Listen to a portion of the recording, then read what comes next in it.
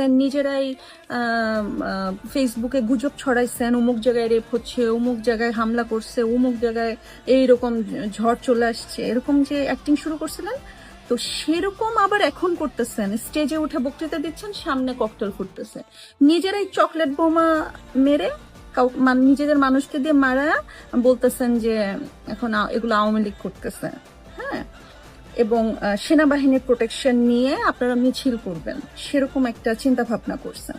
আপনাদেরকে বলে রাখি, যতই ভং ধরে সেনাবাহিনীর প্রোটেকশন নেন না কেন, বাংলাদেশের মানুষ, বাংলাদেশের প্রত্যেকটা খেটে খাওয়া মানুষ আপনাদের বিচার করবে।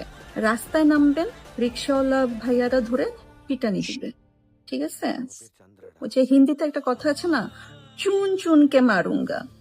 আপনাদের খবর আছে, মানুষ বাসা থেকে বের হয়ে হয়ে আপনাদের ধরে পিটাবে। সো সাবধান হয়ে যান, সবাই ক্ষেপে আছে আপনাদের উপরে। সময় থাকতে এই সমস্ত অ্যাক্টিং বন্ধ করেন, ভং ধরা বন্ধ করেন, ঠিক আছে? নিজেদের খ্যাতা বালিশ গুছান, আপনাদের জায়গা এই দেশে বেশি দিন নাই।